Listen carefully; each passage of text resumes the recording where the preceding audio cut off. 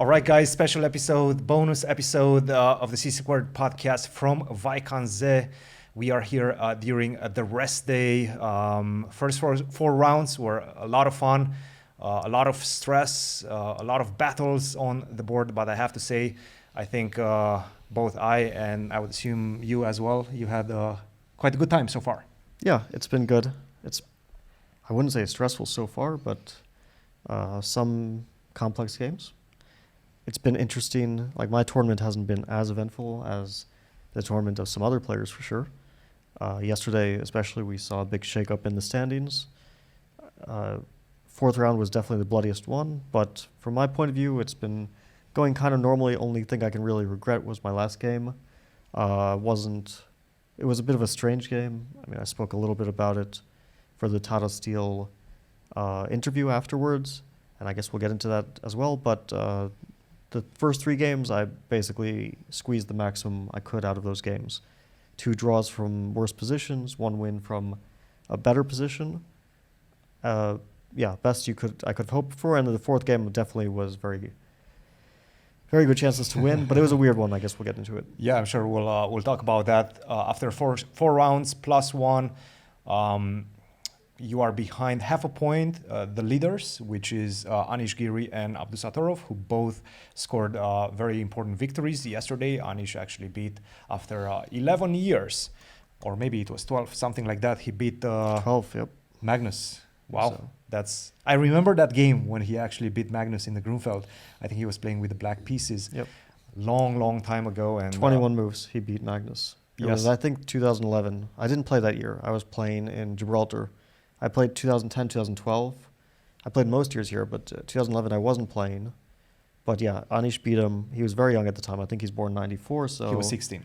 So yeah, I guess he was 16, turning 17 that year.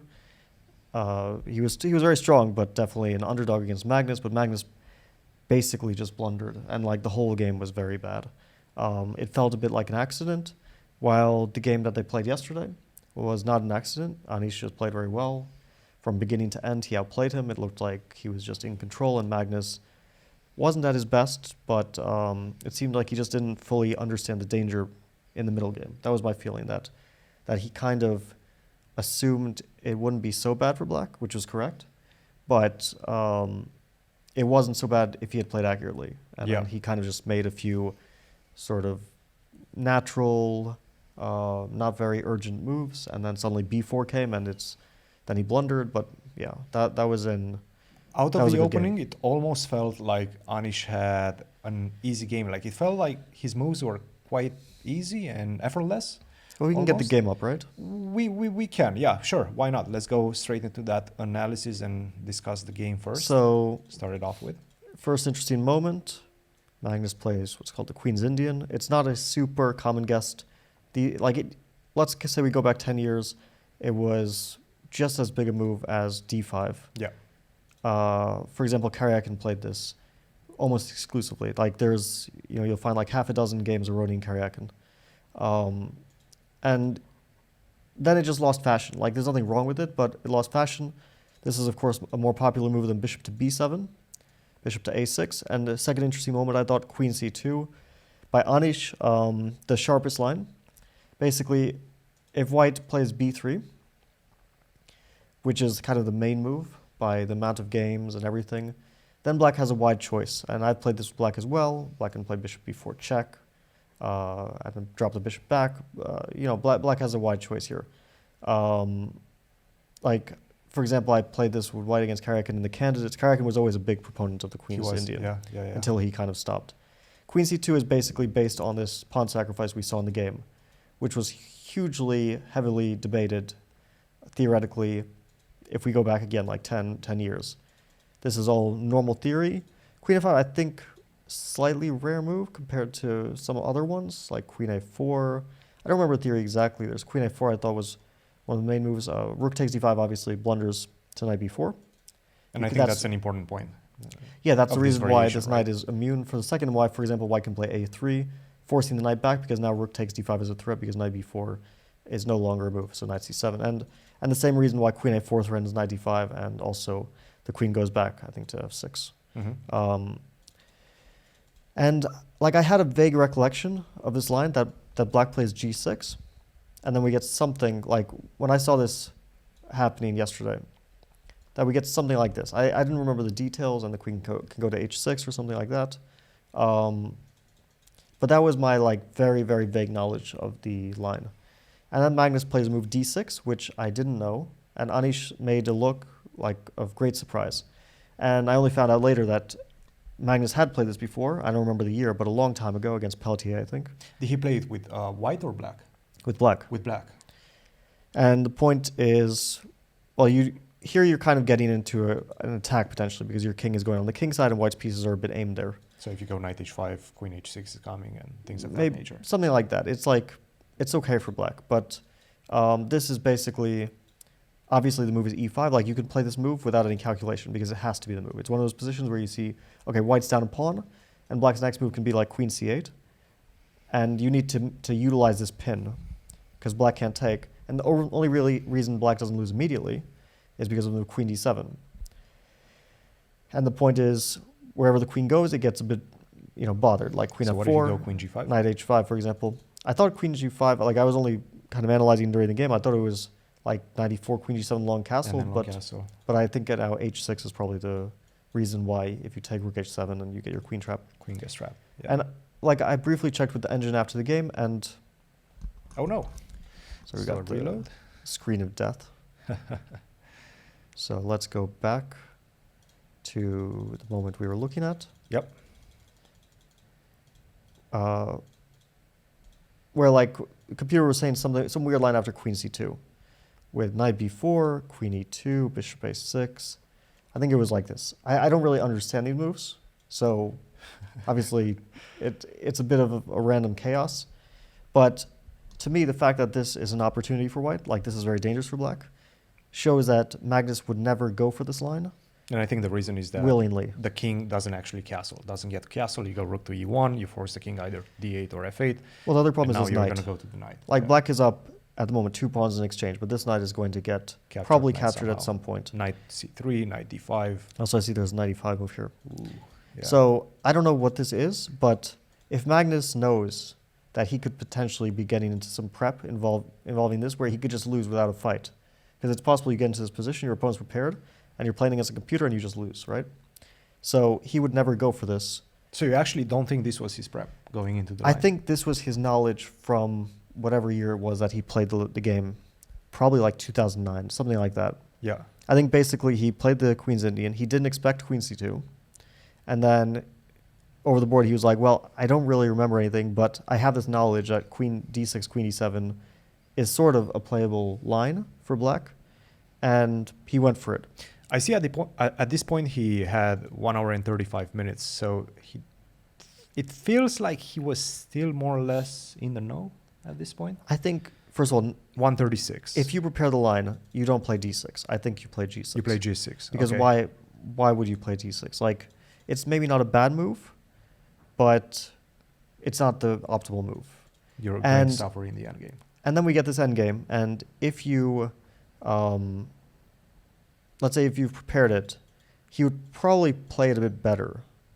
Like, I think this is all correct, and this is kind of okay for black. Maybe it's possible that knight e5 came as a surprise, because I saw the computer doesn't really approve of this move from the point of view of playing for an advantage, and suggests white should make another move. But it is a very natural move, because you get the bishop pair. And then it's clear, like, white cannot be worse here. Black has some trumps. Specifically, the knights are beautiful, and they're jumping all over the place and very annoying for white.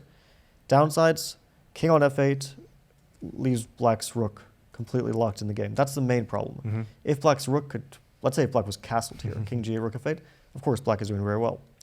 Other problem is this d pawn, unless you get rid of it, it is very strong, and white does have some threats. Like, black has to resolve the issue of this pawn before white moves in like knight to e4, and kind of consolidates the pawn on the square, fixes it there.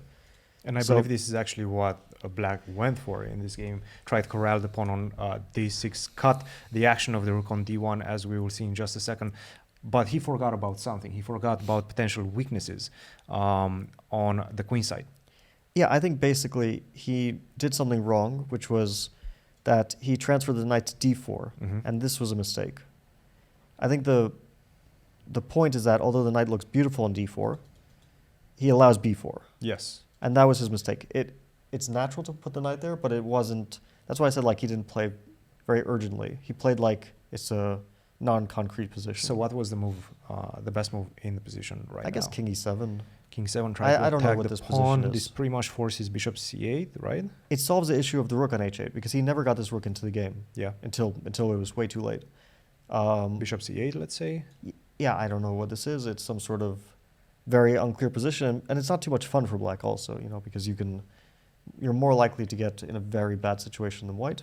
Yeah. Anyway, let's just see what he did. Knight to because d4, b4 came, and obviously Anish, we spoke to him. He said he was very happy once he got this in. And I understand why, because here it's a bit of a difficult position to calculate, because it's a bit vague. Like, yeah, white has a passed pawn, but it's not promoting. Black has a bunch of moves you always have to calculate. You have to calculate too many things. It's difficult to keep control. Here it's very clear. You calculate rook takes d7, you don't worry about other moves. I mean, yeah, it's a mistake to take, but you... sorry, too many arrows. There we go. Okay. You calculate rook takes d7, but you don't calculate moves which don't. Like, you should probably play knight e5, right? Because in the game, concretely, he lost. But you don't worry about that. Okay, knight e5, like, whether you're better, much better, or you don't have much here, you worry about that later. You're not in risk. The only thing to calculate is here, and it's very simple. Bishop d5, I think... Actually, for 1 second, I want to see for how long did Magnus think about capturing that pawn on d7. So he actually only thought for 3 minutes. Yeah, Rook so takes I had a d7. theory. Anish had another theory.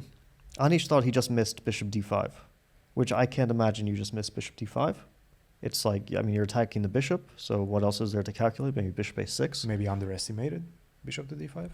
What I was thinking was that he missed that in this type of position, there is bishop a3 as a concept, either here or immediately as he was played, or alternatively first putting the knight on e8 and then bishop a3.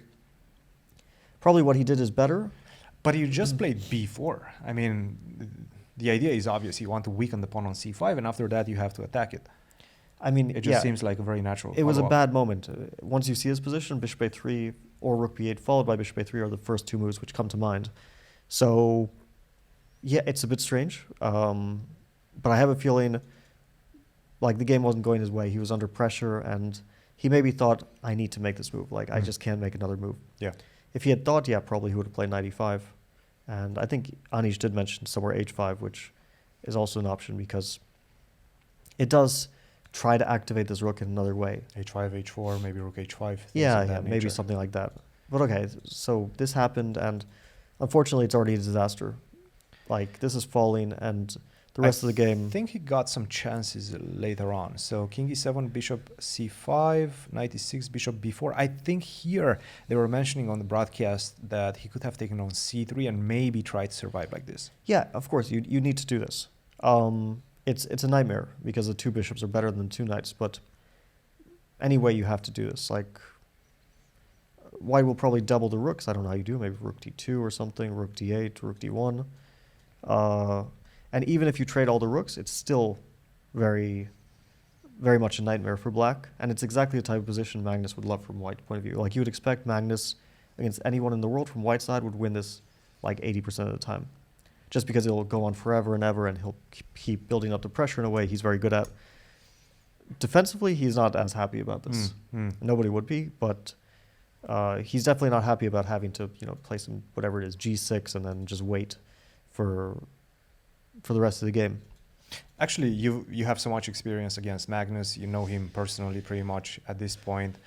Intimately, I might say, at this point. Christian, don't start any rumors. From a chess perspective, of course. But you mentioned that he generally loves this type of positions, this type of grindy positions with a pretty significant edge. Do you feel like he not necessarily enjoys, but accepts the fact that sometimes he has to defend this type of positions and then goes on and resiliently defend this type of positions? No, of course. I mean, you have to defend sometimes. It's just that yesterday he wasn't ready to defend. It was clear. Like, a lot of his decisions you can take yeah, you can take exception to. Like we mentioned, I mean, already he was in defensive position after b4, rook d7. Like you can't say he resisted very well. Rook d7, he basically just went for the what I would consider like blitz or rapid moves. Like you just play for activity without calculation.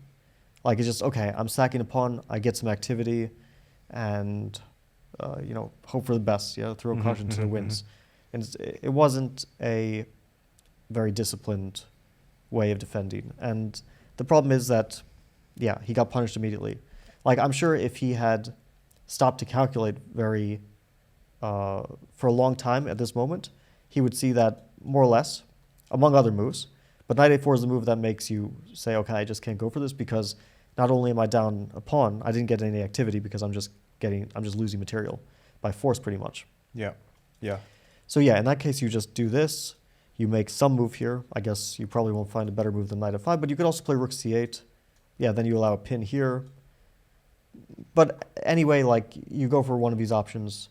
And the position goes on. This was like an impulsive kind of, okay, I just want some activity. I want some threats and some sort of a blitz decision. Like actually, you're making a very good point, and we were discussing it before the event as well. A lot of the players playing in this event haven't played that much classical chess in the last 6 months. Your last tournament was in October at the US Championship. Well, can you name the last classical tournament Magnus played? Yeah, no. Like I would say, is it Norway chess? I mean, that's so far behind. That's in right? June. No way. That's his last tournament? That's his last classical tournament? Sinkfield Cup, we're not counting. Right. Like, okay, his last classical game was against Hans, right? Wow. Yeah, you're right about that. And that was September. That's crazy. But okay, we don't even count that. It wasn't a full tournament. Like, yeah. And it was marred by all this stuff that you don't even like consider chess. Yeah, it's like in your memory, you're like, oh, this was not mostly about the chess, but about the whole other stuff surrounding the Sinkfield Cup. Occasionally, anyway. Also, I feel like we discussed this and we opened the show with this. Magnus didn't lose to Anish in 12 years. Does that give you some sort of false sense of security? And you feel like you cannot lose against this guy. Do you have those type of feelings against any of the players? Yeah, I think that there was this period of Magnus, let's say when he was number one in the world, but there was a period where he was number one, but he was sometimes very vulnerable. So I would say this period from right before let's the say match against 2013, when he became world champion, but he played the candidates. That was a very shaky tournament. He basically won that tournament with also lost against some Vitor in the last one. divine luck on his side, and from playing him from that period, like I started playing him more regularly in 2014, he could make a lot of mistakes, and more importantly, he could get very bad positions out of the opening. These days, he's like occasionally maybe less brilliant, as he was back then, but he's much more stable. He doesn't really get bad positions from openings. He's very, very solid in the opening, very well prepared, and he also doesn't really do silly things for the most part. Like he plays rather controlled, measured chess, and he picks up points usually based on like just when he's superior to his opponents. He doesn't have like messy games. Like I remember so many messy games against him back in the day I played. Sometimes I would win, sometimes I would lose, but like in 2012 in Bilbao, I won some game in the French. It was like completely ridiculous end game where I was losing and then he blundered and I was winning. And like I remember here, I played him in 2015. I lost the game with white in a Rosalimo, but from the opening he was just lost. Like I don't know what he did, but he suddenly just played e5 and I could take it. And okay, not lost. Like he's much, much worse. And I didn't take it for some reason. And I was like the entire game I was just calculating, why don't I take this pawn d5? And then for some reason I like psych myself out and I don't take it. So he had these moments. Now it's more like you really have to work very hard or get some kind of luck to get a chance like this where he's just out of the opening getting under serious pressure. His game has matured in the last few years. His game has definitely changed. I think for a lot of people, Anish, I could say the same. Like Anish, his openings are much better than a few years ago. He's much more controlled. That being said, of course, you do lose things too. Like the same for me. I'm more controlled than in the past, but you also lose some things like fighting abilities can sometimes go down, and some like things that are a bit harder to quantify. But they also, are very important in chess success. So yeah, everyone changes in their chess. So he might feel like a bit invulnerable because some guys haven't beaten him in a long time, like Anish, like me, like Wesley, for example, hasn't beaten him in many years. That definitely could play a part. Maybe he was feeling a bit overconfident. But it's hard to say because we don't play classical chess much. So I play Magnus, like, I used to be like 6, 7, 8 classical games a year. Now it's like one every year, one every 2 years, you know. I was supposed to play him in Singfield Cup, but it didn't happen, obviously. Well, probably, yeah, maybe Norway chess this. I know I'll play him in Norway chess. Here in Tata Steel as well. No, I'll play him here unless some. You know, never say never, but unless something happens. Weird stuff happens. Yeah. No, that was pretty much a crushing game by Anish. So yeah, very good game. Very good game by Anish. Now let's get going with your tournament. You started off with a game against Anish. Actually, Anish, yeah. And that was a pretty shaky game. Yeah, I'll kind of go through it from the opening. So we had this idea, this move order to kind of get him, because he was playing this recently.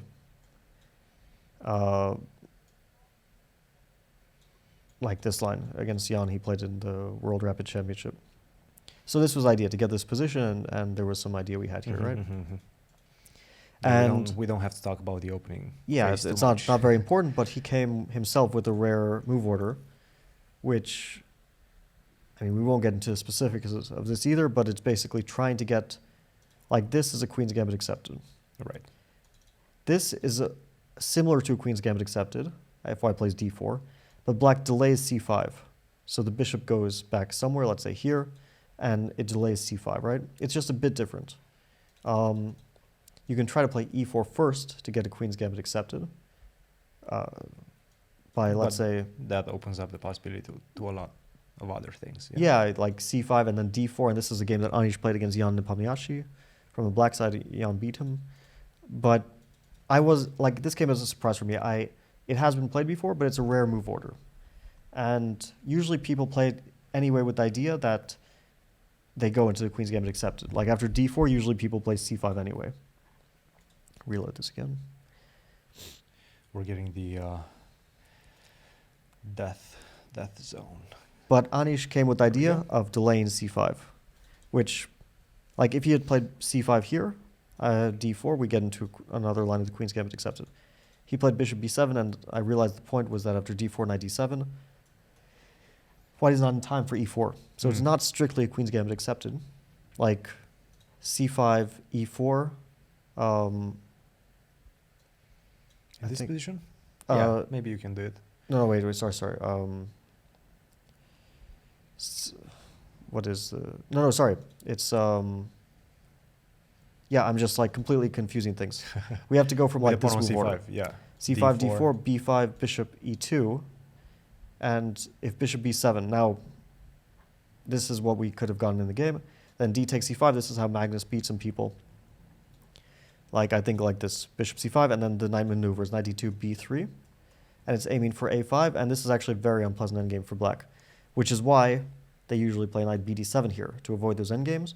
And here white has either e4 or d5, and this is some sort of theory, like some popular theory. I think there's a game, also Aronian Magnus from the black side as well, where I think Magnus won, but he got a very dubious position.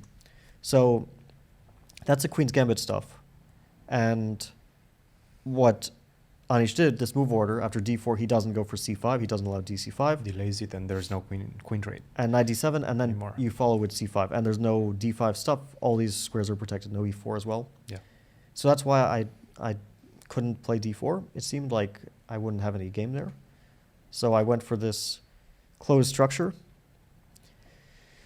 But this is too much time. I went here and I went back. And I gave 2 tempi just to get the hole on c4. So at this point, you were out of your theory. Yeah, we were both out, but we both understood that he had equalized. Yeah. And he already felt like he was better. I didn't feel I was worse, but he... Did you discuss with him afterwards? Yeah, he thought like black slightly better. I was like, no, it must be equal. I mean, in hindsight, he was more correct because, of course, black did get better in the game. Stupid move queen c2. a5 was, of course, more to the point. At least, like, I get this b6 square, a little grip. I was worried that my a5 pawn becomes a weakness, but slightly better version than in the game. I started to get very, very worried here because I didn't like my position. But I played e4. I thought, at least I need to get my bishop out. Yeah. The problem is if I put the bishop on the long diagonal, knight d5 comes, bishop b2, knight c3, and I can't really take it, I thought, because of bishop f6. This is what I was thinking, at least. And I didn't want to allow the knight there. There's also bishop f6 first, but I see the computer is kind of saying that You can allow the knight to c3. that I can allow it. And in that case, maybe b3 was the right move. I don't know.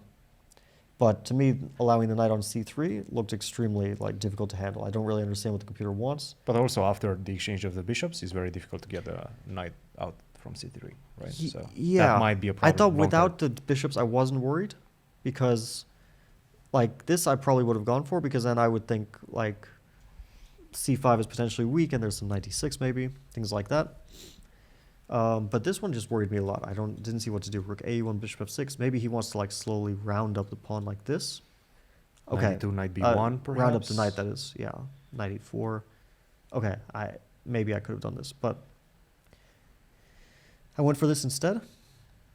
My idea was I stop knight g4, I go bishop e3. Anyway, let's fast forward a bit because this is a very complicated position, and he definitely didn't play it ideally. He was mentioning f5 as a dangerous idea, which is actually probably what he should have done. Here I already felt like I was starting to equalize because my knight on b3 is putting a lot of pressure here, but he got knight d4 in. And I'll try to explain my thought process after knight c5 because at this moment he was thinking a long time. I think we can see, he thought for 13 minutes. So I had time to think about my next move because I thought knight c5 is the only dangerous move. If e5, I thought, okay, I could trade rooks, take rook c1 and probably just make a draw by trading everything and blockading the light squares. That was my thinking. So my first idea after knight c5 was I take. Bishop takes. And he wants to get b3 in. He wants to, because b3 is restrict, let's just say I play king h1. Then b3 and my queen can't move. And he starts to play queen b4 and starts to grab too many squares. If I play b3 myself, and if I could get my knight to c4, I equalize. But then he plays bishop d6 and very quickly puts his rook on c3. So you don't have time to get the knight to c4 and put the pawn on b3. So I have two options here. Knight One d2. is knight d2. Then he plays b3. Bishop d1, I try to grab the pawn, and then he can do something like this. And the problem is that once I take this pawn, he goes back, and I'm completely paralyzed. This knight cannot move. d3 is super weak. Bishop is coming to f4. Queen is bad. Very bad position. This looks horrendous. So I thought, okay, my saving grace is knight e5.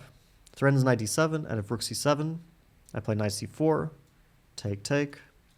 We trade all rooks on the c file. Make a draw. And make a draw. Go Or on. I can play b3 first if I'm really worried about b3. Knight c4 next, we make a draw. Even if I double my pawns like this, I'm not at all worried. I don't care. I'll make a draw here. Yeah. Put the I bishop put- on d3. put some something sort here, of a fortress. g3, king g2. Yeah, it'll be a fortress. This is very likely to just be a draw. So I was thinking, okay, I'll do this. Then he's thinking, and after some time, I start to get really worried. b3. Okay. Positionally, if I don't play knight d7, I just lose. But I win an exchange like this. It looks crazy for black. But I see this position after king f8. And I get increasingly worried because I don't see how I play. I have to play queen a1 to protect my a pawn. Can you go queen a3 after that? Well, the thing is, I started to get worried about a few things. First of all, queen d2 worried me. Okay, rook e1. Rook e1, and I was worried about bishop b4, which I think doesn't work because of take and queen c1 or rook c1. But I was kind of worried. Yeah. The other thing was if he just makes a waiting move, let's say king g8, to get out Bishop potential f1? checks. I didn't really see my next move though. I didn't see how I improve my position. He could also do it if he doesn't play queen d2. For example, king g8. I make a move, he makes a move. I can't move my pieces. But you're not worse, right? I wasn't sure. Can you be worse at this point? I mean, bishop on f1 and then just stay like that. The bishop on a6 cannot but move because I you go got rook worried. c4. I got worried that I'm dominated and he'll do something. Yeah. Because let's say he makes a move like this. I do this. I think I just lose. So I can't trade queens. I can't move my rooks. My bishop has nowhere to go. I understand he can't really improve, but I'm also like terrified that. But in maybe the he worst can- case, you can go a rook to c4. well, let's imagine I play rook c4. And I really maybe thought that this is just losing. Get the same fortress. Well, it's not the same because he has a pawn on b3. So now your queen on a1 is kind of Yeah, tied down. I'm kind of stuck to this pawn, and I think there's other problems. Like I would even be worried about d3. I'm Yeah. not sure if Yeah. that would. Yeah. But the other thing is like since I'm completely stuck, he can maneuver around. He can. I don't know exactly how he would maneuver, but I don't feel like this fortress. I like d3. I like d3, bishop d4, rook c6, rook f6. I mean, this would is- also absolutely terrify me because even without rooks, b2 is such a big weakness. So, yeah, that was at least my thought process. Why I was scared. Of course, it turns out black is not better there, and I should have gone for this, and we make a draw most likely. So I made this move instantly, in 10 seconds, because I was sure he would play knight c5. I'd basically spent 13 minutes thinking about it. It's kind of nuts. It's a very, very big mistake. He takes here, and the only reason why this would be a mistake is because of the move he played. Otherwise, like he plays here, I take here, and I make a draw. He plays here, I take. I think we're just rook a1 is simple enough. There's probably other moves, but I make a draw. But he does this. He sacks a piece. Right now he has only one pawn for the piece. On the other hand, my knights are in extremely bad shape. That's what his next move he played bishop f6 highlights. Even more importantly, his pawns are running, and he should have just started that right away. And he played it fast. He played bishop f6 super fast. What he missed was, yeah, he played it very quickly. He missed that in this position. Well, he thought like bishop f6, knight f3, and then I get e5 to break the pin. And probably white's okay. And he thought, okay, he has very strong pawns, but it's only one pawn for the piece. It's very difficult to make this decision. What he didn't see was this, and I did see this, and I was getting increasingly worried. Because of this thing, this pin, or this skewer, and because of the tactic knight f3, e5 coming, or maybe rook first, d8. I don't know, maybe just a3, oh yeah, sorry, a3 followed by rook d8 or rook d8 immediately. Even better, much better. I have to give up my f2 pawn. And this is a different story because now he has two pawns. He captured a very important pawn, weakens all my dark squares, and now he just plays with compensation. Yeah. It's too much to say the position is winning for black. It is accurate to say black is much better here. b3, queen b4, a3. Yeah, it's much It's better not for black. pleasant. It's definitely Practically, not pleasant. it's like 50-50 that white survives, let's say. Yeah. Instead, he played bishop f6, and I calculated accurately that you take, and he played a very important move, queen a2, not queen a1, because queen a1, I thought bishop b5 is super strong, threatening a4, and then take, equal material, but probably just a losing position because bishop goes here, rook invades through the a file, etc. B pawn is very strong. Yeah. I don't play rook a1 because of rook d8. He's going to get this piece regardless, so I immediately jettisoned it. And yeah, the point is that his bishop is very bad. If he takes on d3, actually he loses because of rook d1. So this is important that he can't do that. And if he plays it back here, he drops. Let's reload again.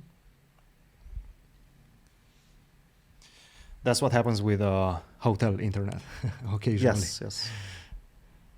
Actually, that's a problem because we were trying to upload things from this computer and it just doesn't work. Yeah, it's difficult when you're on the road. The internet is not.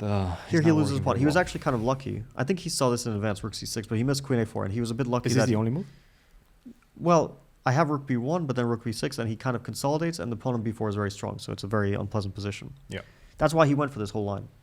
Like, people see mistakes like bishop f6 and think, oh, like, it's a silly mistake, like, what was he thinking? But the reason he went for this was because he had foreseen this position and thought he's much better. And if you don't have queen a4, then And then he is indeed much better. But queen a4, and he's actually lucky because he makes some other move like this. Like, first of all, back rank.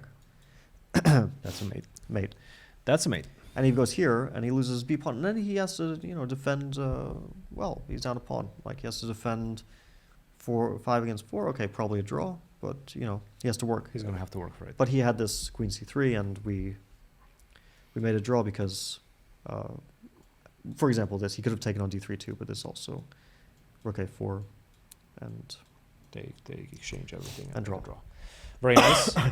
So definitely a difficult start, but I feel like a start that you needed because it forced you to calculate a lot, and that kind of allowed you to shake off some of that rust that you accumulated in the last few months. Yeah, it's also good when you have like this first round where you're in a shaky form at the start, and then you Sure, it doesn't feel survive a difficult position. It's not a bad thing. it doesn't feel right that you make a draw from the worst side with white pieces, but at the same time, these things can happen, especially at the beginning of the tournament. People lose with white as well, as long as you didn't get anything out of the opening, and then sure, maybe you got a little bit outplayed, but still managed to survive after that. I feel that's half a victory, let's say. It's better, yeah. It's better than the other outcome. Of course, you can also just make like, if I really wanted to draw, I could just force it from the start against Anish. He would be happy with the draw in the black round, draw in the first round with black. But okay, we got a fight. It was out of our control, both of us. And that's what you wanted It was when a normal game. didn't play the move d4. Yeah. Yeah, I mean, I wanted a fight, but it just turned into a fight that wasn't exactly in my favor, right? Yeah. Where I had to fight for a draw. Round 2 against Abdusattorov. Abdusattorov with the white pieces. Tell us a bit about this game. Yeah, so Abdusattorov is being coached by Rustam Kazımcanov in this tournament, who was my former coach. So he prepared him, and he kind of like, he knows more or less. I know how he prepares. He knows how I prepare. They came up with an interesting idea in the opening, which I play often, the Rogozin, which is this is a known line. It's a rather rare move, but it's always connected with bishop d3. And this position is very simplified. For example, knight d7. And very often a lot of pieces get traded off very quickly, and it turns into draw. A lot of high-level games have been in this position. So knight e5, when he played it, I was a bit surprised. I was thinking, okay. Does he want to make a draw? What does he want? No, I was sure they have some idea. I was sure they were coming to the board with some idea, and I was also sure that it would not be objectively very... It wouldn't like refute the opening for sure, but it would be one of those lines where it's a bit tricky and you have to be careful, and they have the computer analysis on their side. So he played this, bishop e2, and that was obviously the idea. I checked my file later, and I had checked this move. And in my file, I basically said this, which is the most natural sequence of two moves. And it was the first thing I considered, like, okay, you play g5, you kick the bishop back, and then you pin the knight e4, very active, it looks beautiful. White should play rook c1, and then this was the end of my analysis. I didn't remember any of this, like not even a single bit. So I started thinking here, I was thinking, okay, without any calculation, just from a logical point of view, he's obviously prepared, and probably the first thing that you analyze is something like this, or something like queen a5. It's like, these are the computer suggestions for sure. And of course, it's going to be equal, but I'm not going to play for an advantage in this way, because he's analyzed safety it. roads. Yeah. So I thought, okay, the other move which I can kind of control in calculation is c takes d4, because it's clear that white should take with the queen. Yeah. e4 you don't have to calculate, because this inclusion can only help black, because it simplifies the position somewhat. g5, knight c6, knight e4, Yeah. things of that nature. For example, here in this type of position, he no longer has d takes c5, and so he can't really mess with my pawn structure. This like symmetrical pawn structure means that white cannot really fight for an advantage here. Yeah, and the problem is if he castles, then he doesn't have h4. There's no more checkmate threats, and your position is safe. It was clear to me that ed4 is conceptually decent for black. Yeah. So I knew he would have to play queen d4. He played it quickly, and then I was basically counting on this as basically saying, okay, I'm slightly worse, but I can control this and try to make a draw here. It was a bit of a groveling decision, but it's a difficult endgame for sure. I thought it's probably a good decision. I was worried about the move queen f4. And the reason I was worried about it was actually based on a miscalculation. So it's a very logical move because it attacks this. And basically I was thinking, okay, this is some sort of mess after g4. And I thought maybe slightly better here. My miscalculation was after knight e4, queen f5, knight takes c3. I saw the move a3 and I got worried, because it looked like well, my pieces are hanging, and if I go back, then I get my bishop pinned, right? Mm-hmm. With b4. And what I actually missed was that after knight e2, a b4, queen b4, king takes e2.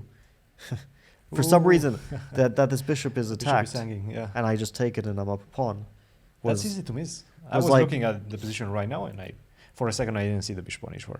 Yeah, my calculation was maybe I would have seen it had he played queen f4, but I was actually counting more on bishop c3 and queen e6 as my main defense. Yeah. Instead, he goes for correct decision. He took on b6. Could have also taken on f6. But this allows bishop c3 and then queen f6, and I think black equalizes here. That was my feeling during the game. Yeah. So he took here, he messes up my pawns massively, and here he made maybe a not very...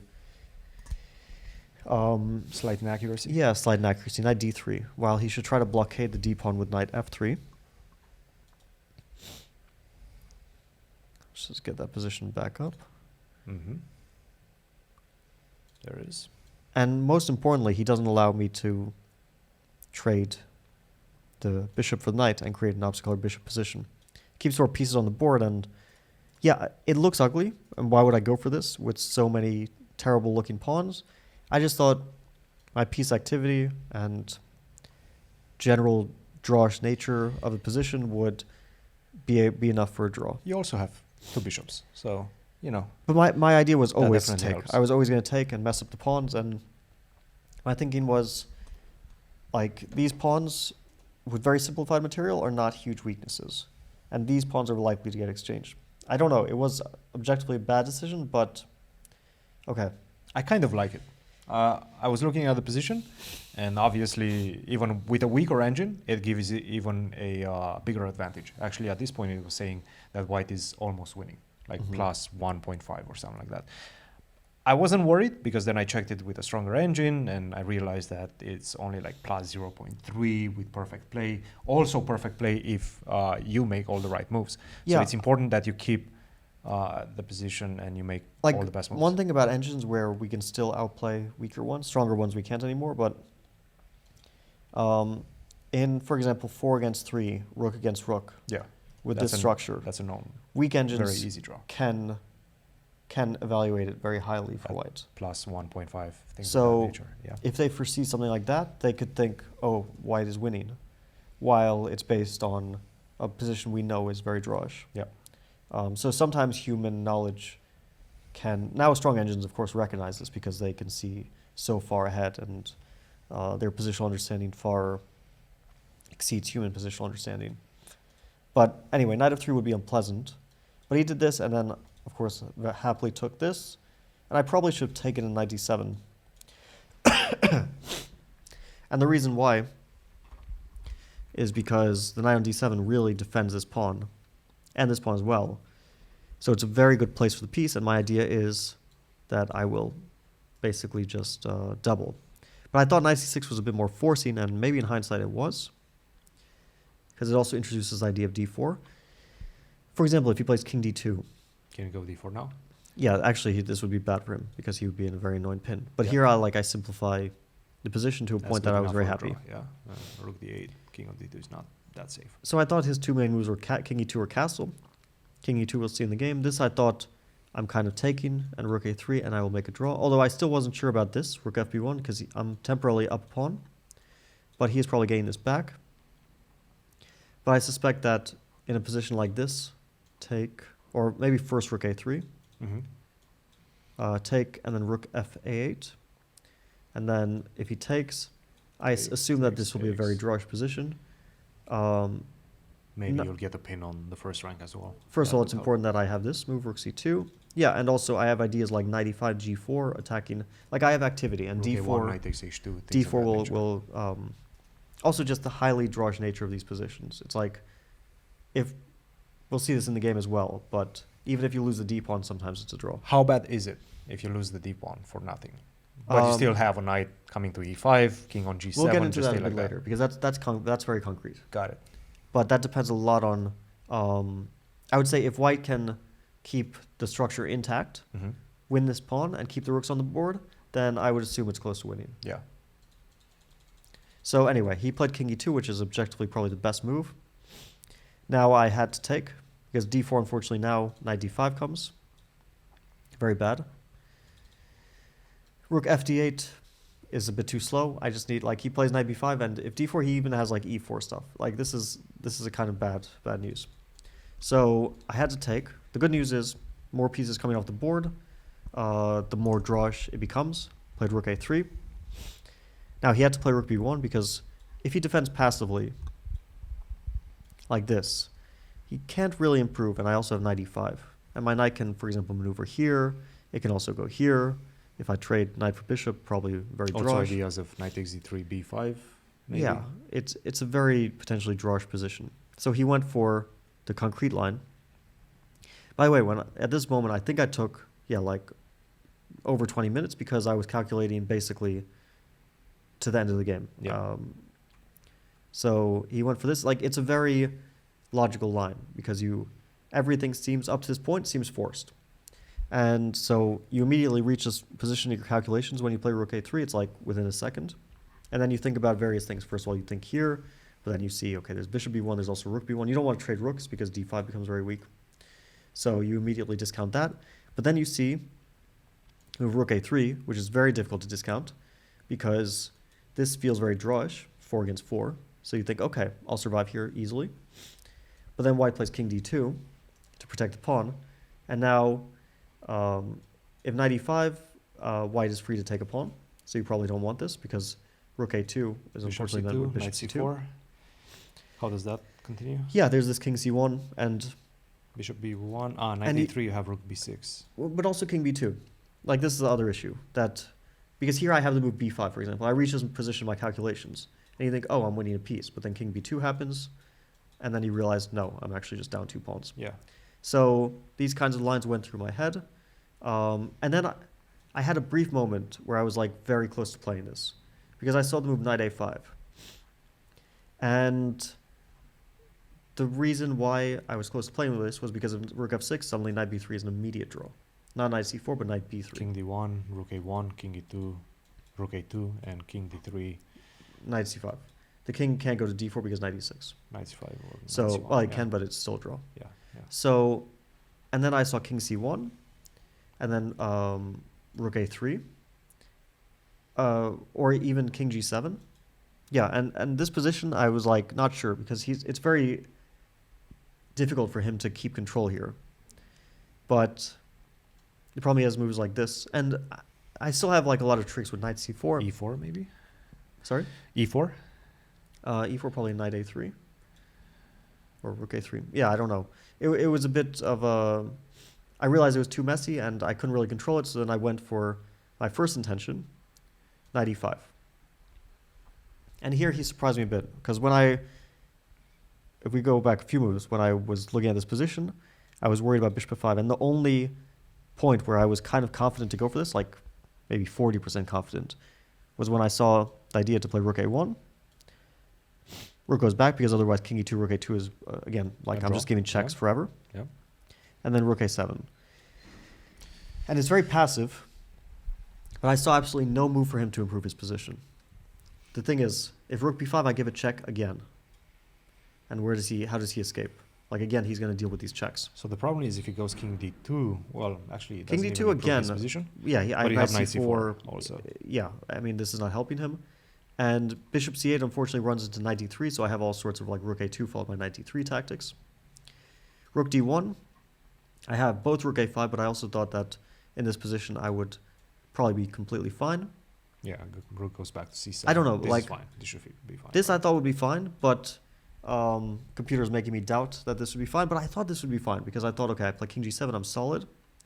And then I think again the computer overestimates this because it sees positions where like rook b6 and rook e7, and it's like bishop takes e6. Yeah. Maybe it's unpleasant, like long term, just trying to build up pressure with f4, g4. But from a human point of view, you feel like you draw this. But anyway, he should go for that because it's just, yeah, you can like, you play this and then you think later. This makes it very easy for me. I play rook a3, I attack his pawn. King d2 loses a rook here. Mm-hmm. He played king e2. The reason he wanted to take the f6 pawn, and rook c3 he would be happy. But then I hit him with this, this, and this, and knight a3 comes, and I corral the bishop, and he loses the bishop, at least temporarily. So he played king e2, thinking, oh, rook c3, happily do that, and rook f6. And, okay, it's also kind of unclear, but at least here the game is very sharp. Instead, I did this because I was kind of thinking, okay, 4 against 4, now he has to try to win this pawn. Oh, and by the way, if we go back a few moves to this bishop f5 move, a lot of my calculation was actually spent on the move. Let's reload this. Oh, and we go back. Bishop go back f5. way back here. Yeah. Back When he played bishop b1. Bishop f5. Yep. A lot of my calculation was based not on this rook a1, rook a7, which was what I eventually found, but on this position. Because I get the c3 pawn by force, and it's the same as the game, but the bishop is on f5. And the difference is, now he actually threatens this pawn because there's no rook c1 tactic against this bishop. So, I lose it, but what's the difference with the game? Because in the game he also won it. If I play knight c6, rook d5, knight e7, like in the game, Check. now he gives a check. And now he keeps his bishop, and he gets this position.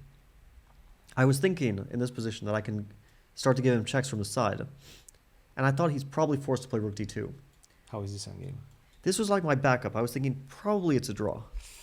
But I was super unsure. Yeah. Where do you put the knight?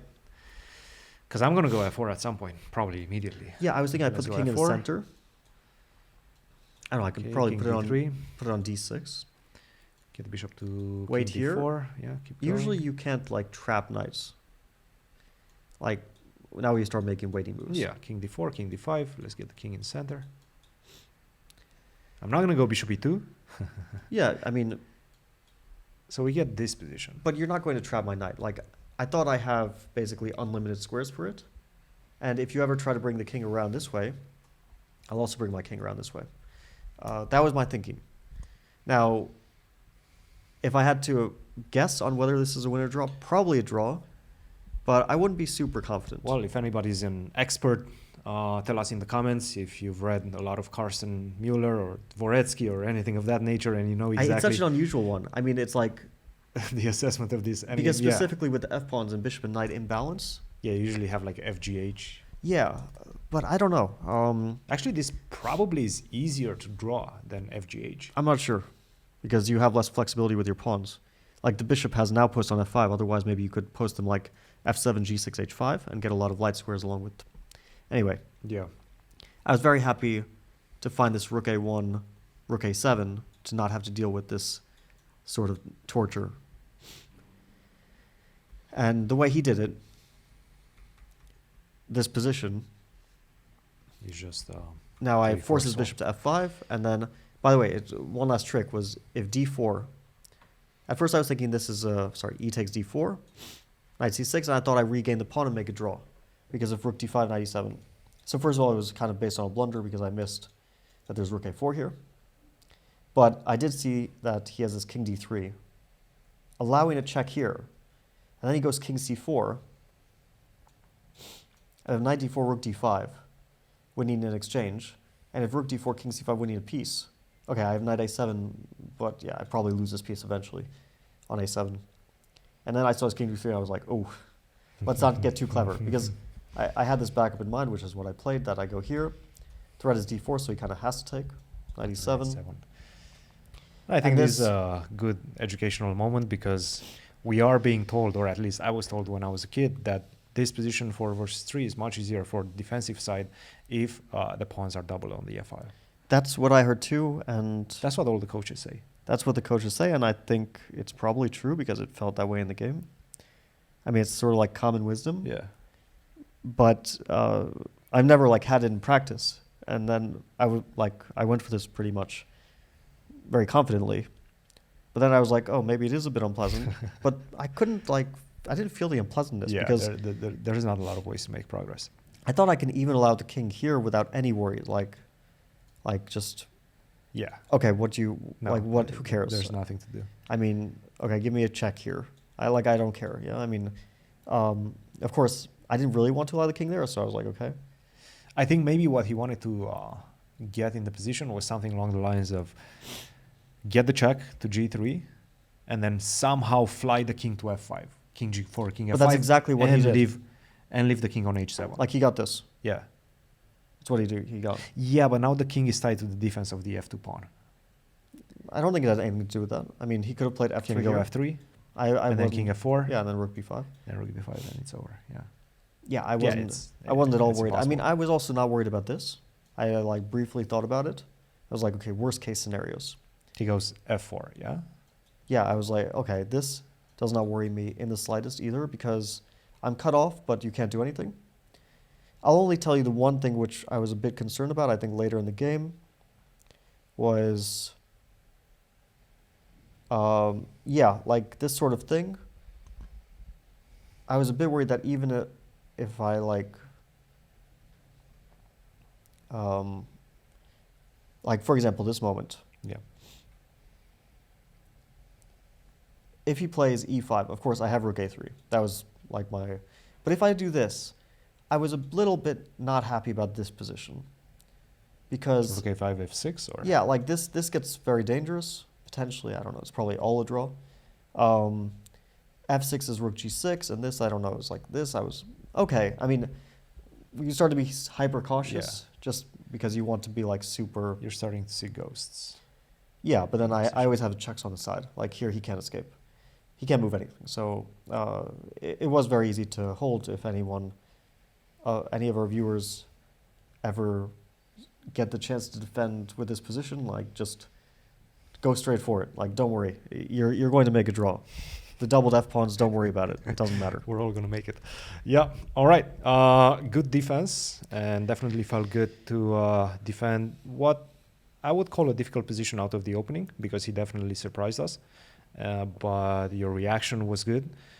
You took him into an endgame with a minimal advantage, which he was unable to convert into much. So I think that was a good result for sure. Yeah, definitely. Next good. one, this one was a big one because we knew with the white pieces against, let's say, a struggling player, Jorden van Foreest. Obviously, he's the lowest rated player in the event, but also he was struggling in the first couple of games. I think he doubled white in the first two games, but he was worse in both of those games. I mean, with some caveats, he was struggling. It looked like he was kind of on the back foot for both games. But lowest in the player, he's 3 points lower than Pragnananta, who just beat Ding with black. So, like, anything can happen. I mean, ratings, the guy actually won the event a couple of years ago. Yeah, ratings you don't want to put like huge weight into, but his play was not super impressive in the first two games, but he's also very good. So, and he was missing some tactics in the first couple of games. I think that he was one lucky point to that survive were his last lead. Yeah, like he just blundered a pawn, and then it was like, because it's so drawish, it didn't matter so much. But yeah, he did blunder. I think he has like a tendency. He plays very well. He has a very good understanding. And then he has a tendency to blunder at times. Yeah. And he surprised me with the Petrov. I was like a bit unpleasantly surprised because, of course, black has like this line. Black has the knight c6, bishop e7 line. Black has the bishop f5, knight bishop e7 line. And white struggles for an advantage in all lines. Is the Petrov. And then he comes up with this move. I was like, I don't understand this move. But I'm not going to think too much. I castled quickly. Then this move, I really didn't understand it. But I was like, okay, he wants to play bishop e7, knight e7 castle. I kind of understood it. Like, if knight e5, he's going to play knight e7, I thought. And then if queen h5, like, just small tactical trick, take and bishop f7. Like, these tactics you kind of see quickly that you can't go for. Second thought was, okay, I have c4. The thing is, it looked super interesting to do this. But, of course, you understand that, like, c4 is one of the first moves you analyze. So I'm just going to get against a computer in a sharp position. And I might not be better here. Like, what's the practical sense in really thinking about this? So I didn't think about that. Rook e1, I didn't like so much because he's going to play... It threatens kind of knight g5 stuff, c4 stuff, but he plays bishop e7. And, yeah, I didn't really feel like the rook...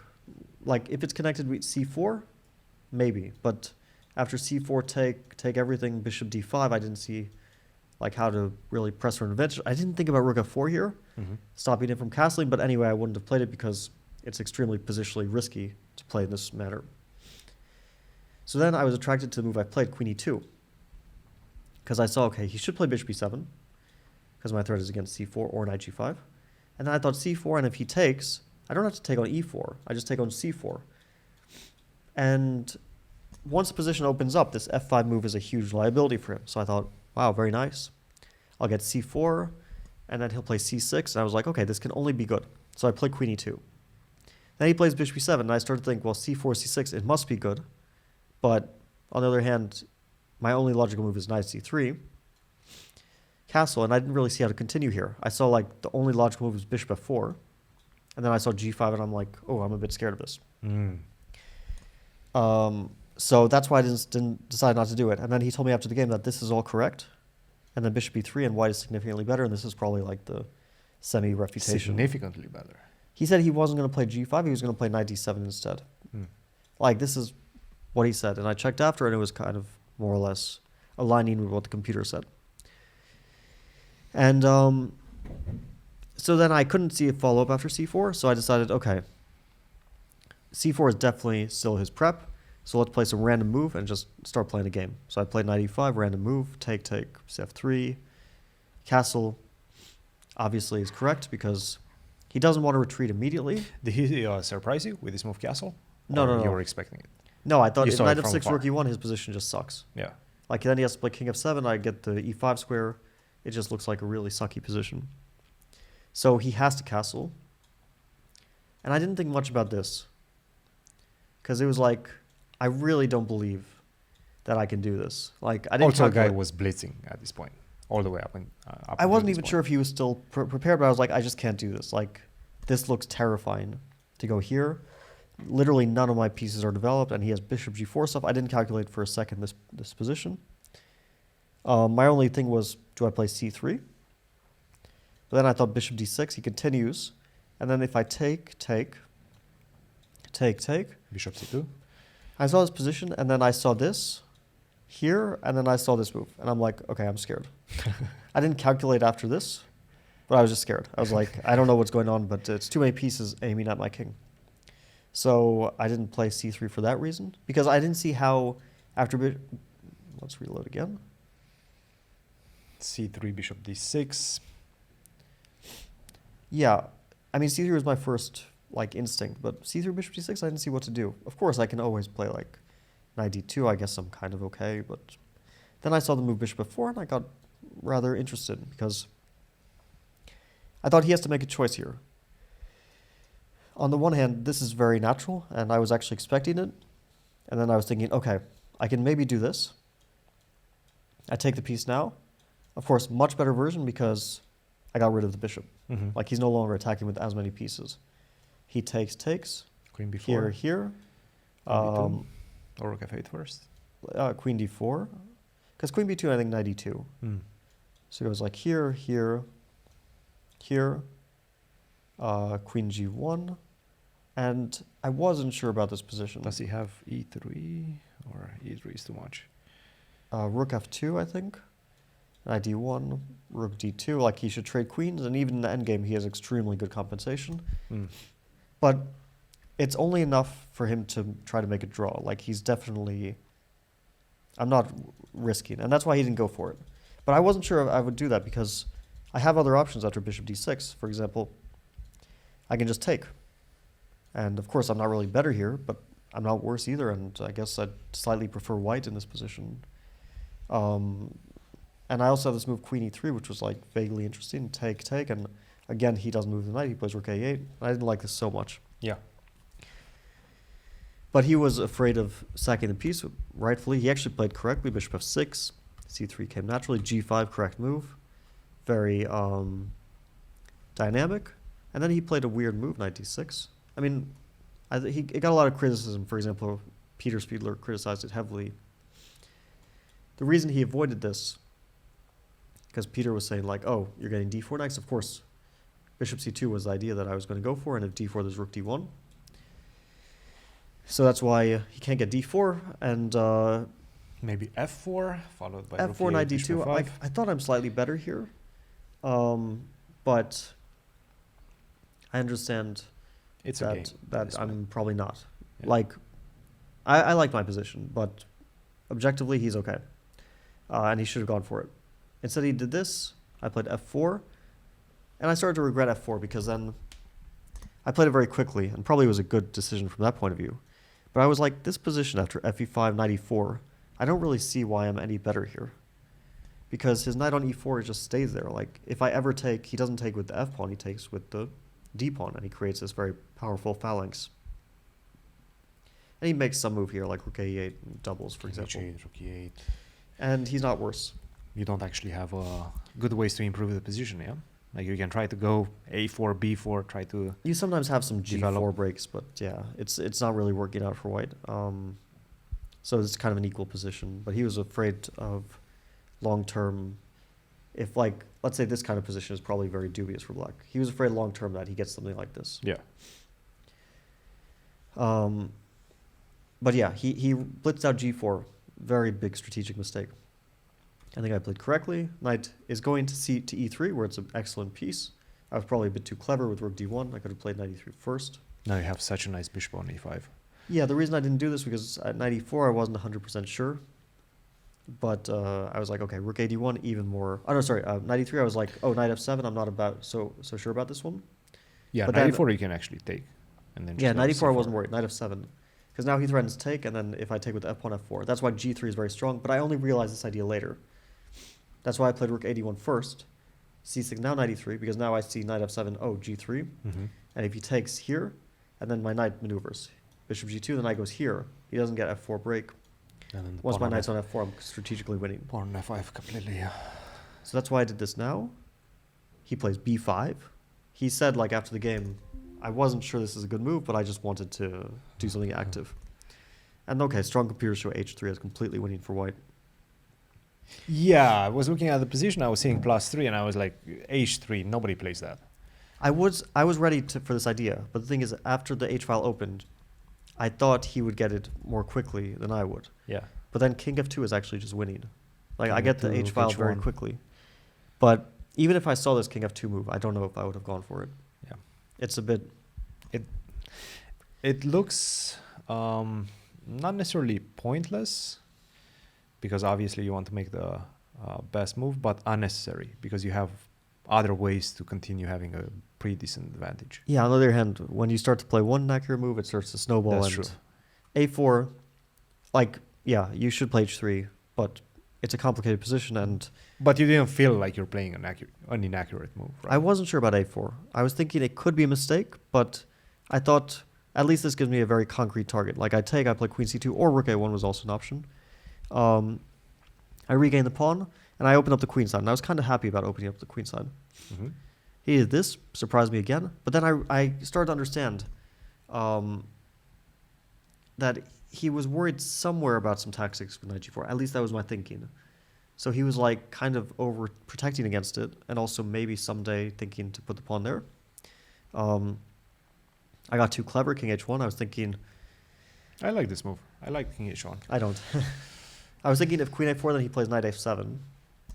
I And mostly liked it because you played it fast.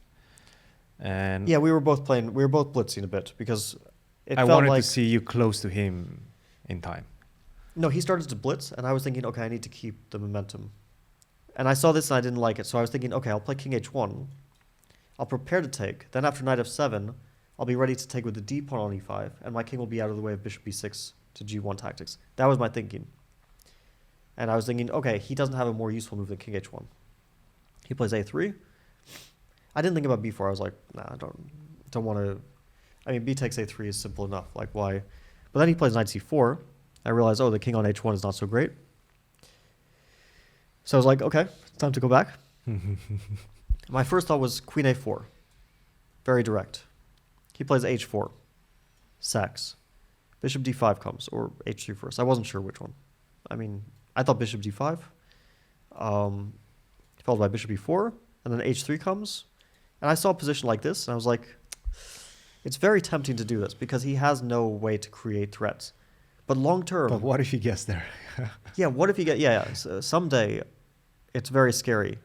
On the other hand, like, this is the principled approach because my knight on e3 really does cover everything. And this bishop is quite a So at nice some point piece you as want well. to do something like rook e7 or rook f7, try to transfer a rook via the b file, and maybe get on That the was my second worry, rank. yeah, If you that get on he- the second rank, then yeah, you're going to be very happy. Like bishop c7 maybe and rook b8. No, but bishop c7, you take on a7.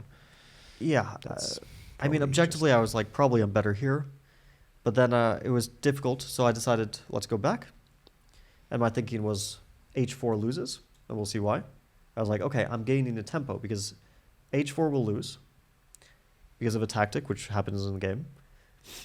And if you make some random move like king h7, then in this position, we just have a tempo up because h3 is no longer coming with the threat of bishop d5 and the king on h1 and pressure on g2, right? My king has moved out of potential checks or pins. And then my other thinking was, okay, bishop d5, very natural. But you can just take, right? But first of all, I can do the same thing. Like I can transpose. Or I can take, and if he takes with the c pawn, And just go he rook ends up d1. like kind of stuck. I don't know, with that bishop on e5 against bishop on d8, it just feels like long term you will just be able to. It feels like white's much better, and this is why he avoided this. He To wasn't win. happy with this. I was thinking queen d5 is the correct way to recapture.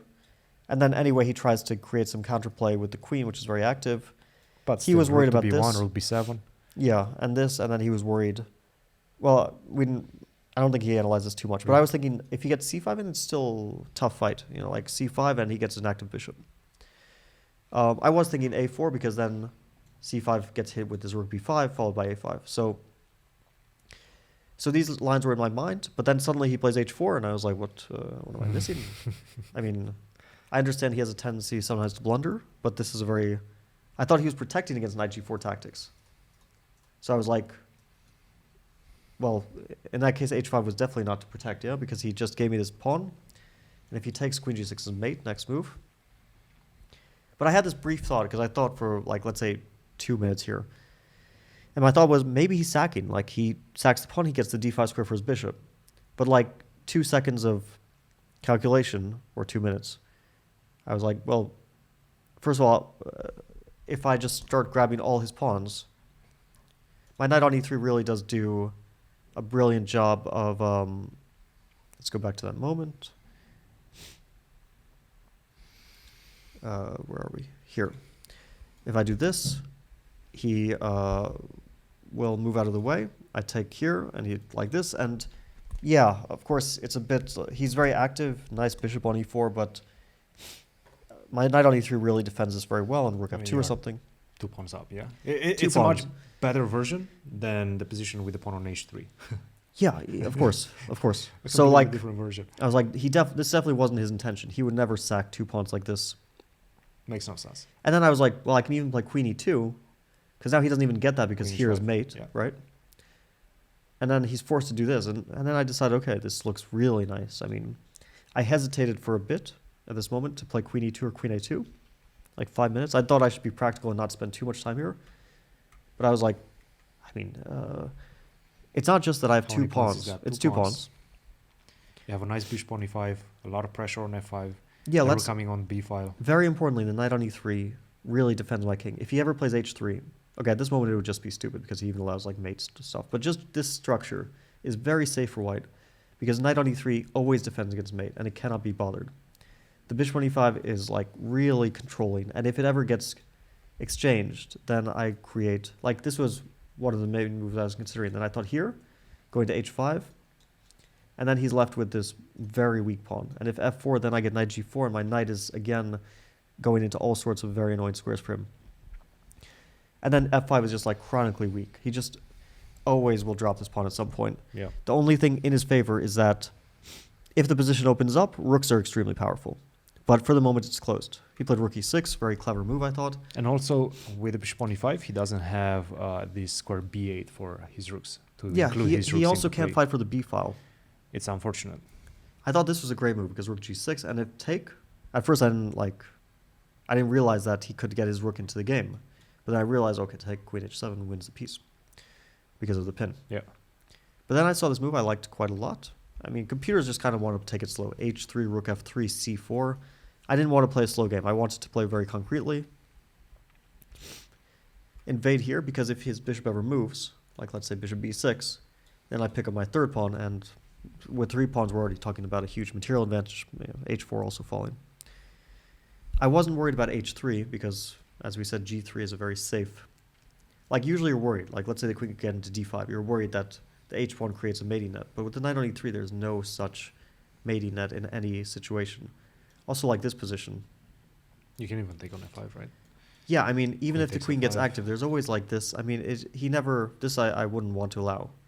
I would definitely look for something else, like knight f5 immediately, because now there's like tactics like Yeah. this. Yeah. Yeah. But anyway, I was not worried that my king would get into danger. He went here. He was still blitzing. Basically, his idea with this move was, okay, some sort of queen a2 stuff, and if I do this, his hope was that this position, he very quickly goes c5, like king f2 c5, take, then he gets this pawn, and of course I have 4 pawns for the exchange, but he has an a pawn, which definitely will not be enough because I'll create a passed c pawn on c7, and my bishop even controls a1 from the long diagonal, and he'll definitely lose. But I was like, okay, this could get a bit out of control. I decided to play controlled move c4. I didn't see his next move. He went for, I think, the correct decision, trying to break free. If d5 rook b6, at least he tries to get rid of my rook without losing the f-pawn. But I took, so he tries to create some counterplay here, but I pinned the bishop. It took some calculation here because it was like also very like attractive option. Just these positions in general, I thought are like probably just winning because 3 Just pawns. to include the knight into the attack as well. Yeah, 3 pawns, but he is active here, so I didn't want to allow it. Keep Funny control. enough, the knight also controls the a7 g1 diagonal, so bishop c5 also doesn't come with check. The knight just does absolutely everything. Yeah, the knight on f5 is in On this, e3 right now. in this instance, bishop c5 is not possible because there's no check. So he has to create some sort of counterplay. He played queen e6 to create the threat of this. He actually said like he was worried about queen e2 here, Mm. and I was Queen not to bishop considering this. c5, queen h5? Or Yeah. what's the plan? First of all, I didn't like its mate, but I didn't think of this because, okay, I'm low on time, and I don't want to like start calculating some weird moves. I just wanted to play very controlled, defend my pawn. Yeah, I think rook 7 is very good. And the problem is rook d8, like I just get this massive grip in the center if he does that. So he has to trade rooks to, he just needs to get the c5 pawn to create some counterplay. But here I give a check. For example, if he tries to block this way, I don't trade queens on unless it's under my terms. So like this, here you Also, just resign, right? Knight takes f5. Knight f5 allows queen d5, bishop c5. Queen Or f5. sorry, bishop c5 first, and queen okay, f5. okay. And that's Yeah, some work. you could yeah, you this is could work. like potentially mess this up to the point that it's Absolutely, not so easy. Absolutely, yeah. So every move that he had, I wanted to keep under control. So he only has like queen e6, rook e6, and king f8 because king h7 loses To queen so- f7. to queen f7. Yeah. Let's just go back a few more moves here. King h7, queen f7. Rook e6 is very ugly, but okay, you threaten this. But yeah, I have the like bishop d4. This is what I was going to do: defend this and then collect f5. I mean, we're already talking about 4 pawns. That's a lot of pawns. Yeah. He did this. I just had to calculate a bit here because this was very tempting and I was almost going to play it. Queen e6 and simply king f2 because he could never trade on d5 without allowing my pawns to come too strong. And queen e4, yeah, I saw his position and I was like, yeah, it's probably winning, but I'd rather be clinical, and there was just a bit left to calculate here. Queen e6, just this position, which is very simple, just a few lines. Rook f6 is met by d7, promoting. Rook e1, king f2, king e8 as well, kind of importantly, is Knight met by G7. knight g7. Yeah. Rook e1, king f2. Rook d1 allows me to just push forward, c5, Connect the pawns. c6. That's Like here, good. we're already talking about things like this. c7, rook c5, D7, right? Yeah. The pawns are strong enough on their own. And the last move, rook c1, I wasn't worried even if I like miscalculate something because even this kind of stuff should be winning with so many pawns. But I'd seen that this move is an advanced You winning cannot because take take on c4 because of d7, yeah. Yeah. And then my king goes to the center and like very importantly, I mean, c5 is also winning, but this is even more, you don't have to cover calculate with here. the knight on d4. You cover with the knight, and Yeah. the thing is, he could win all he wants on the king side. He can take all of the pawns, but 2 pawns, knight and king, will promote. And this was the last easy, slightly, important move to find. And then he resigned here.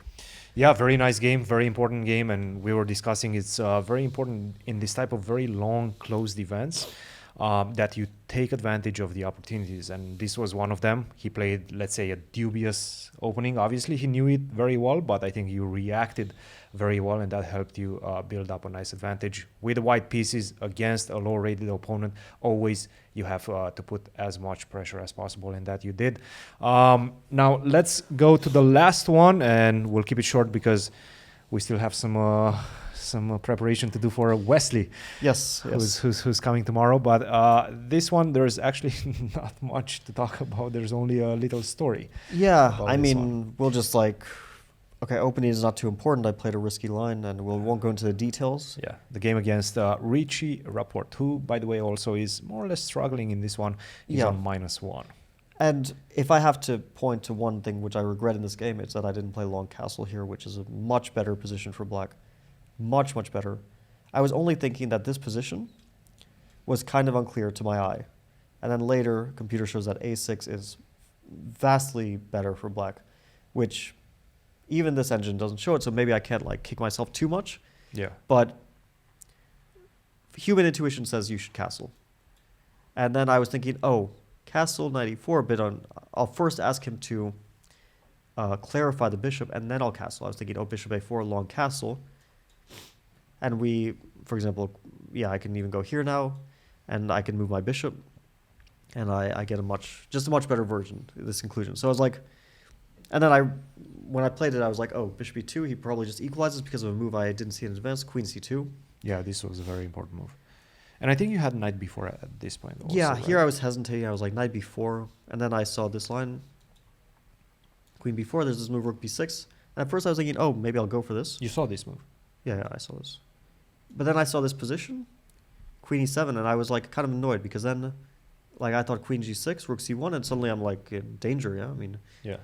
And the computer shows that this is slightly better for black, which I didn't see in advance. Point being, if you go rook c1, rook d7, probably just covers everything. I mean, I wouldn't even evaluate this position as better if you had because I don't know why it doesn't look better for black. But yeah, I guess you could hide the king b8, f5, and go rook h7. No, I was already thinking not easy. I had no advantage, so I played knight e7, which to me was just a very safe choice. And so queen g4, and he offers a draw at this exact moment, move 21. And he's basically draw. And exactly what I said to him was, well, are we allowed to? And to me, when I say are we allowed to, that's kind of saying yeah, I'd agree, but I'm not sure about the rules. Because the only reason I would ask that is if I'm ready to agree. If I don't want to agree, I'll just say no. Mm-hmm. Or I want to play on, or whatever you would say. I usually don't respond. And he's you don't respond at all? I don't respond, no. Oh, you can just make your move as well. You make the move, yeah. But, okay, I mean, I know Richie pretty well, and I don't want to, I think it's just... That's interesting. I thought that not responding is normal etiquette. Thinking, and then sure, if you agree, then you just shake the hands. If you don't, then you just make your move. So I would say... you can say, I would like to keep going, or something like that. I would say, if it's a position like this, yeah, I would probably say, I'll think about it. And then think for a little bit of time, and then make my decision, and then probably make a move. But I would think etiquette would be to say something. Either I'll think about it, or just say that's interesting. I'd like to play on. Something like that. You could just say that. Maybe that's also because you play mostly closed events against people that you know very, very well, and you've played and you respect. And, for the most part, I play a lot of opens, and I don't know a lot of the players that I play against. No, now that I think about it, I would probably say I'll think about it, and then we would think about it, probably continue. But in this instance, what I said, I think, is pretty clear-cut. It's do the rules allow it? And if they do, yes, because that's the only reason I would ask that. And if they don't, then let's play. So you were ready to make a draw at this point? You understood you probably lost the advantage. Let's make a draw. I mean, to me, this is very clear-cut. HG, he makes a move like king d2. I'm playing king d7. He takes, he plays rook h1. I can't allow him to get the h file for free, so take. Knight f5, can you do this? I mean, to start with, like f3, I don't think g3 is an issue because he just plays king d3 have followed by e4. Yeah. Um, This probably is there's not an other issue. things, but yeah. That's at least, like, it's not forced. He can also just wait and wait for me to trade because, yeah, I would also trade. Yeah. Maybe he was thinking knight f5 and he got like a little bit worried f3, g3. I don't know. But basically at this moment, after I said, are we allowed to, he goes to the arbiter and I don't go with him. So I just stay at the board. He comes back and he says, well, it's not recommended. I don't know what that means. And so I was like, okay. And I made my move. Because I don't know what it means either. But yeah, if the tournament has their preference. Did you say anything of the nature of let's play until we make 30 moves and then we'll No, make a I draw, or thought did you just... I didn't think I would need to because I really thought that we would just trade rooks and repeat and move our knights around aimlessly and repeat 3 times. To me, it just seemed like irrelevant. Yeah. But he plays rook c1. Okay, king d7. I didn't understand rook c1, but fine. Rook c3, I didn't understand. At this moment, I'm like, okay, there's no way to... Maybe he was thinking... I don't know what he was thinking. Rook b6, rook b3. I'm trying to like understand his thought process. Maybe he was like, you should play rook c6 now. That's what he was... maybe that's what he was thinking. But... like, he was thinking I would trade rooks voluntarily on my own, and then he would take. But... Then he can I don't want to play moves which are subpar. Yeah. To try to like artificially create a draw. Just make it to... So I just put my knight on a natural square. It definitely belongs on d6. The funny part is that you're making your moves extremely quickly, but you are making the best moves. I played each move within 10 seconds. Like, I was not trying to outplay him. I didn't have any thought that I'm going to outplay him. I just thought I need to make moves. And he was taking his time. Yeah, at this point he was thinking for like 5 minutes, and the only move I thought about was e4 because it's the most natural move. And so the reason I played so quickly after e4 was because he spent 5 minutes and all of my time was spent on e4. If he had made another move, well, I probably would have played knight d6 instantly, but anyway, he plays e4, and I had already decided that I'll take and I'll play b6 because I didn't want to allow this check. And I was like, okay, b6, and whatever he does, I will play knight d6 next, trade the knights, and probably make a draw after that. Like, I had a feeling that this position, I wasn't going to play knight e7. I was going to play knight d6, and I had a feeling this is probably a draw. And if he'd done something like this, I don't think I would have played on. I think I would have just went back and forth, and I'm guessing that this is more or less close to a draw. Yeah. Instead, he plays knight g3. I briefly thought knight e7 because it looked very attractive, but I was like, okay, I don't want to calculate and play some weird moves, so I played knight d6. Within seconds again, I think, like... Then he plays f3. I don't understand. It starts to look like rook h4 is super interesting for black. But again, like, no move here is a draw. So I just decided to make the moves instantly, which looked good. So I played rook h4. And I started to realize that this is actually starting to get very unpleasant for white. And I was also thinking, like, how is he going to make a draw here? Like, what's he going to do? Because I want us to make a draw. But he has to now not play very badly and get into a losing position because then I'll probably try to win. I mean, if he like hypothetically, if he plays knight f5, I'm no longer going to be ready for a draw because it would be ridiculous and it would be kind of unsportsmanlike to agree to a draw piece up, right? Yeah. But if he makes some normal moves, then I'm not going to like try super hard because we sort of soft agreed to a draw. Yeah, at this moment, if I had like calculated super hard, I probably would have provoked a3 and then done the same move that I did in the game because this pawn becomes very weak if my knight ever lands on c4. Yeah. And this position is extremely unpleasant for white. It's like borderline losing because his pawns are all weak and my rook is super active and his knight is bad and everything. I played here. Yeah, and at this moment I was like, okay, I have a draw now. And we've also reached move 30. So I have like an ethical dilemma. Of course, I want to play on because it's much better for black and it's very, very pleasant, safely better. On the other hand, yeah, I don't know, it feels kind of dirty. Because maybe when we kind of went through this whole draw thing, that affected how he played. Yeah, I think it probably did. It might have negatively affected him because he might have it just like messed with his He was ready to make draw. his thinking, right? Yeah. It took him out of the flow of the game. So I don't know if I should take advantage. Like I shouldn't take advantage of this if it affected him negatively. On the other hand, we didn't like ever agree to it, so I don't think it would be fully unethical, but it would make me feel a little bit dirty about the game. And I even saw like rook b1 and rook c2, rook b2. The thing is, this is actually a forced draw because my knight has nowhere to go except here, and then he gets king a5 and he wins a6. Yeah. So, and the best way to play for a win, like from a, let's say... Wait, can you go king d1 at that point? Knight d1. Sorry, knight d1. Yeah, I can try to escape the other way, but there's nowhere to escape. King c3, knight d1, king d2, knight f2, Knight f2, yeah. king e3, and if I go to h3, like, okay, h1 I don't really believe. h3 you might... I wouldn't even lose, play this, like, if I was desperate for a win. At h3, yeah, my knight is also getting trapped. So, the best way to play for a win... Well, there's two... The first thing which comes to mind is this. And if this was, like, clearly winning, I think I would have gone for it. Because, okay, like, if you mess up to the So extent badly, that yeah. you're losing, Yeah. where without me even having to, like, think about my moves, then, yeah, maybe we're already at that point. But this position seems like a dead draw. Because he goes here, and this, and okay, this position, like, yeah, he starts to bring the pawn forward, and it's just a draw. I was actually thinking maybe I should do it that way because that's a way I make a draw without, like, repeating. So it's like I didn't chicken out. Yeah. I just, like... You tried, but... I tried, Yeah. but I was like, okay, I don't want to do that either. The best way would have definitely been knight e7.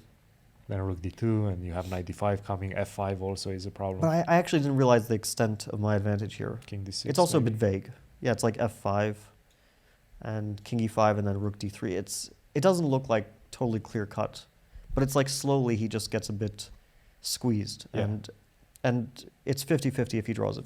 Anyway, I decided to repeat because to me, like, the ugliest thing would be that I try super hard and it's a draw and it's just a waste of everyone's time and we both feel a bit dirty after that. bit dirty after it, So just made a draw and it was a weird game anyway. No, absolutely. I think it was the right decision. We were actually discussing this with Levon and Anish at breakfast, and they were like, did you guys agree to a draw? And you were like, no. And then you shouldn't have given a draw. And I was like, come on, dude.